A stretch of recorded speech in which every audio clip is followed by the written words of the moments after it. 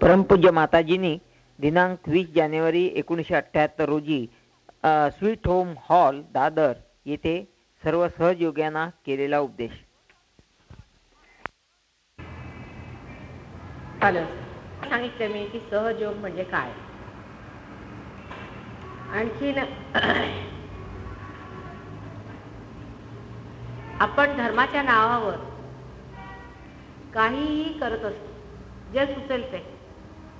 माणसामध्ये धर्म जागृत आहे, त्याला धर्माची भावना आहे, धर्माबद्दल विचार आहे, परमेश्वराबद्दल विचार आहे, आणि संतजनांनी जे काही सांगितलेलं आहे त्या रस्त्यावरही आपण हळूहळू पुढे जातो. पण तरी सुद्धा पुष्कळदा आपल्या लक्षात येत नाही की आपण किती घोड चुका करत होतो. फार मोठाल्या घोड चुका धर्माच्या नावात झालेल्या आहे. धर्म हा आपल्या पोटात असतो, तो काही बाहेर नसतो, कोणी शिकवायचा नसतो, तो आपल्यामध्ये. तो अव्यवस्थित झाला म्हणजे त्याचे त्रास सुरू होतात. तो व्यवस्थित करायला सहयोगच समर्थ आहे.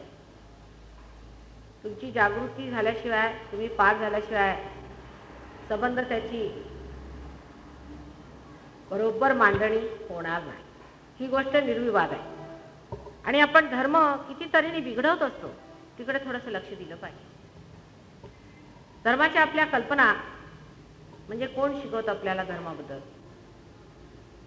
देवळात गेलो, एक बसलेत कुणीतरी, बायका वात्यावळत बसले, तिकडे कुणीतरी बडबडत बसले. प्रत्येक मनुष्याला धर्म समजत नाही.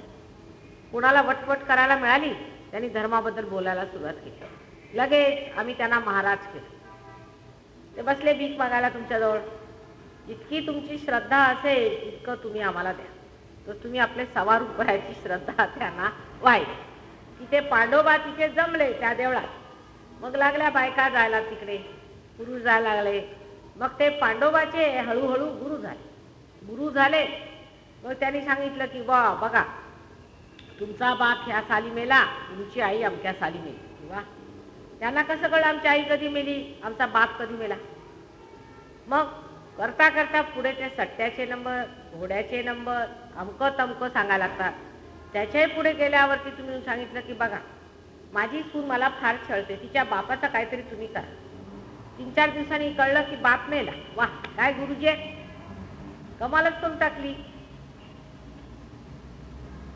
मग त्या गुरूंचं हे असतं की उद्या तुम्ही माझ्याकडे 5 नारळ घेऊन या. 5 नारळ गेले. त्याच्यानंतर मग पुढल्या महिन्यामध्ये हे बघा 101 रुपये पाहिजेत. मग मी यज्ञ करतोय, यज्ञाला तुम्ही निदान तरी एक डब्बा भरून बरं का, निदान काही नाही तर तूप आणलं पाहिजे. म्हणजे याचं जसं काय बापाचं आपल्याला देणंच लागतंय की. तर बायका अगदी कसे करून चोरून मारून 2-4 पैसे वाचून आपलं त्यांच्यासाठी घेऊन चालले वेड्यासाठी. मग मुलं बघतात की हे का बा, आमच्या आई वडिलांचं काय समजत नाही, चालले आपलं घेऊन. ही वस्तू घेऊन जा, ती वस्तू घेऊन जा. ब्राह्मणाला श्रद्धेप्रमाणे आम्ही दिलं. आता तो ब्राह्मण आहे का नाही, त्याला काही परमेश्वराकडनं काही शक्ती मिळाली आहे की नाही, त्याला काही परमेश्वराने सत्ता दिली आहे की नाही, की उगीच आम्ही त्याला ब्राह्मण मानून त्याच्याकडे जाऊन त्याला सगळं हे देतो. बरं, ज्या माणसाला स्वतःची सुद्धा कमाई करण्याची अक्कल नाही, तो मनुष्य कशा कामाचा असू शकतो.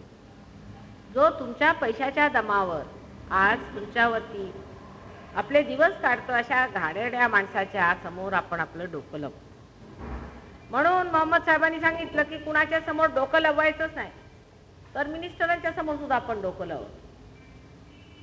हे डोकं फक्त ज्या माणसाला परमेश्वराने नियुक्त करून पाठवलेला आहे, जो परमेश्वराचा मनुष्य आहे, त्याच्या समोरच लवलं पाहिजे. एकदा हे लवलं की झालं, आमच्या हिशोबात विशुद्धी चक्र तुमचा खाता, नाहीतर आज्ञा घेत. फार मोठा गुन्हा आहे परमेश्वराच्या दरबारात. फार मोठा गुन्हा आहे की जो मनुष्य परमेश्वराचं थोतान करू येतो त्याच्यावर तुम्ही अंधपणाने विश्वास ठेवायचा. तसे अत्यंत चाणाक्षनी हुशारा. 1 पैसाही कुठे खर्च करायचा म्हटला तर 17दा बाई विचार करते की हे घेऊ की नाही घेऊ. पण ह्या गाढवांना पैसे देताना तुम्हाला जरासा असाही विचार येतो ना, कदाचित त्याला शेपूट असेल बघावं गाढवे. हा आपण धर्म खराब करण्याचा मुख्य. एक पैसा सुद्धा परमेश्वराच्या नावावर घेणारा मनुष्य हा अत्यंत पापी आणि दुर्जन. तो मग देवळात पुजारी बनून बसेना का, ते शंकराचार्य बनून बसेना का, सगळेच्या सगळे इथून तिथून गेलेले लोक आहेत, सगळे नरकात पोहोचणार आहेत. आणि तुम्ही त्यांच्या मागोमाग किंवा पुढे निघाल.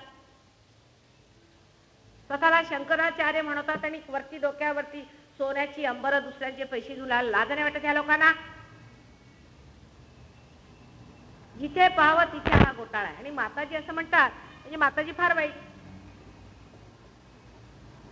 कारण मला सगळं दिसतंय ना, तुमचं पुढचं मागचं सगळं.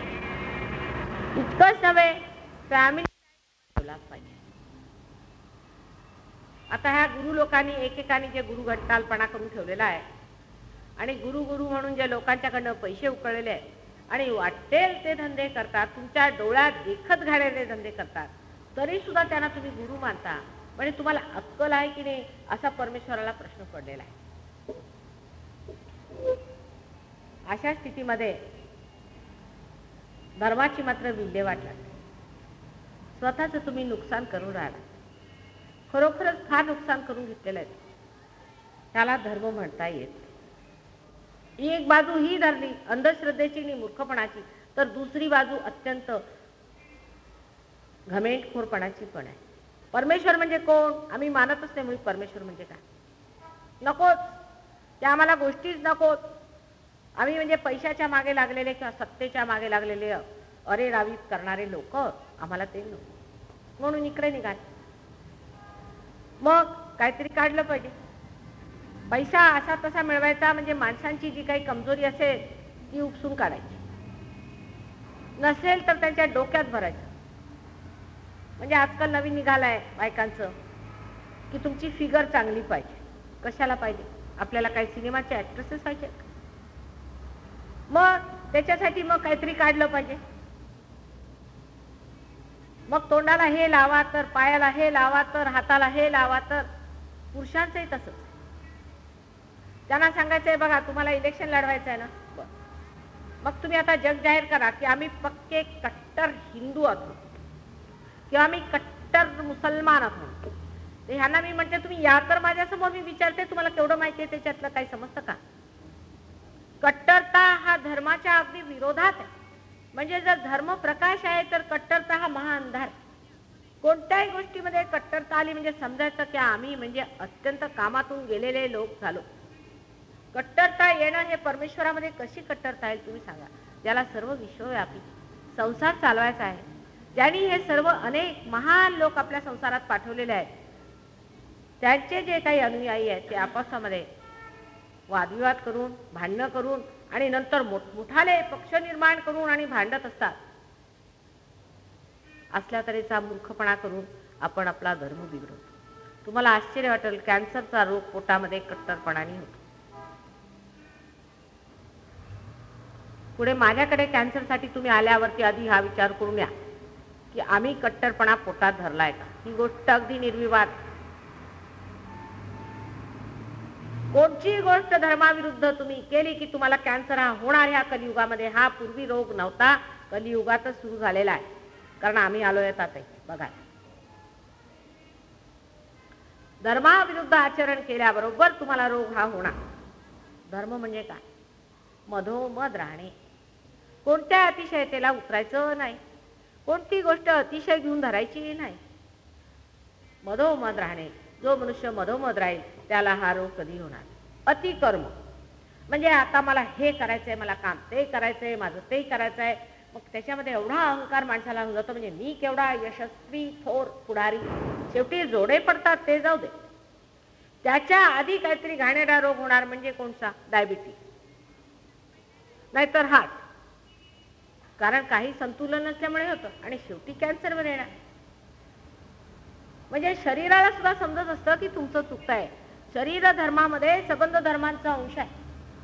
शरीरच तुम्हाला आधी सांगतं की बाबा हे करू नकोस, हे करू नकोस, तुम्हाला ताप येईल, काहीतरी त्रास होईल का, हे करू नकोस, झालं फार झालं आता सोड याला. पण तुम्ही ऐकत नाही, शरीराचं वाढत जातं ते. त्यांनी त्रास. सहजयोगामध्ये हे सगळं अगदी शिकण्यासारखं. पण जर तुम्ही मधोमध मंडळी साधारण प्रवृत्तीची असाल, साधारण, तर सहजच तुम्ही पार होता. पार झाल्यावर मात्र तुम्हाला सहजयोगात जमावं लागतं. त्याच्यानंतर जमावं लागतं. पार पटकन व्हा, त्याला काही हरकत नाही, आम्ही करून टाकू. ते कार्य घटित होतं, पण त्याच्यानंतर जमावं लागतं. म्हणजे काय, आम्हाला सत्यच हवं, दुसरं काही नको असं म्हणत राहायचं. जे सत्य नसेल ते आम्ही घेणार नाही, सत्य जे दिसेल तेवढंच आम्ही घेऊ असं म्हणत चालले की बरोबर उतरतं ते. आणि मग काय आनंद येतो तो अगदी बघण्यासारखा आहे. सहजयोग हे काही भाषण नव्हे किंवा हे लेक्चरबाजी नव्हे, त्याच्यामध्ये काही इलेक्शनबाजी पण नाही, काही त्याच्यात नाही. हे तुमच्यातलं, तुमच्यात जे आहे ते शोधण्याचं साधन आहे. तुमच्यातलं जे काही महत्त्वपूर्ण आहे, ज्याला आपण आत्मा म्हणतो, त्या आत्मामध्ये उतरण्याचं जे साधन आहे ते सहजयोग आहे. ते तुम्ही स्वतःसाठी, आपल्या भल्यासाठी मिळवायचं असतं. माझं काही तुम्ही भलं करणार नाही. तुम्ही आपल्या शक्तीला ओळखा. तुमच्यात जी शक्ती आहे ती जागृत झाली पाहिजे.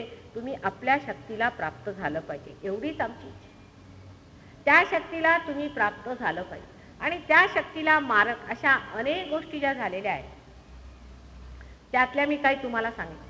आता माताजी, तुम्ही असं कसं म्हणता देवळात नाही जायचं? जायचं देवळात. पण तुम्ही देवळात जायचं आणि तिथे जाऊ, देवळात जाऊ आणि परत यायचं. तिथल्या त्या 2 पैशाच्या त्या माणसाच्या समोर डोकं वाकवायची काय गरज नाही. आजकाल तुम्हाला आश्चर्य वाटेल की शिर्डीला मी जाऊन आले. मागच्या वर्षी गेले ते शिर्डीला, तर होते तिथे साईबाबा, पण म्हणजे झोपले होते. मग त्यांना जागृत केलं मोठ्या मुश्किलीने ते मागल्या वर्षी. पण मागच्या वर्षी मी शिर्डीला गेले तर साईबाबा जागृतच झाले नाही. तिथे जागृती नाही, व्हायब्रेशन संपलेले. म्हणजे साईबाबा तिथं उठले, कारण इतका घाणेरडा प्रकार तिथे जाऊन तुम्ही लोक करता. तिथे त्या घाणेरड्या त्या झिपऱ्या साईबाबाचे तुम्ही फोटो लावून ठेवलेत मूर्खाचे. अशा घाणेरड्या लोकांना सगळ्यांना तिथे बसवल्यावर तिथे कशाला तिथे राहणार आहे? लोक साईबाबांचं दर्शनाला जातात, तिथे त्या घाणेरड्या झिपऱ्याचे कशाला फोटो विकत घेता तुम्ही? समजलं पाहिजे. राक्षसी चेहरे तुम्हाला ओळखता येत नाही, एवढी अक्कल नाही तुमच्या डोक्यात की हा राक्षस दिसतोय नुसता. चेहऱ्यावरनं ओळखलं पाहिजे की मनुष्य कसा आहे काय, एवढी तर अक्कल माणसाला. अहो, कुत्र्याला आहे, मांजरेला आहे. हो, आता फक्त जर म्हटलं तर जेवढे काही ढेकणं आणि असे पॅरासाइट्स असतात त्यांना नसते ही अक्कल. ते बरोबर तशा ठिकाणी जाऊन बसते. मग तुम्ही कुठल्या माळतात हा विचार. चेहऱ्यावरनं ह्या लोकांना तुम्ही ओळखू शकतात. पार झाल्यावर मात्र तुम्हाला व्हायब्रेशन्स कळेल. मग जाणारच नाही तुम्ही, मग सांगायला नको तुम्हाला. आपोआपच ते मग ते झालं. आणि जर ते जमलं तर मनुष्य आपोआप सुधारतो. पण एक आहे मात्र की असा आपल्या मनामध्ये विचार केला पाहिजे की आमच्यामध्ये असे किती लोक आहेत ज्यांना खरोखरच स्वतःची शक्ती पाहिजे. दुसऱ्यांच्या पैशावर उड्या मारायला नको, तशाच दुसऱ्यांच्या शक्तीवर तुम्ही उड्या मारायला नको. आमचे गुरु म्हणजे काय काय करतात हो, ते त्यांचं असं आहे, ते जमिनीवरनं उठून उभे राहतात. असं का? असे तरंगतात. मग त्यांचं काय लोणचं घालायचं?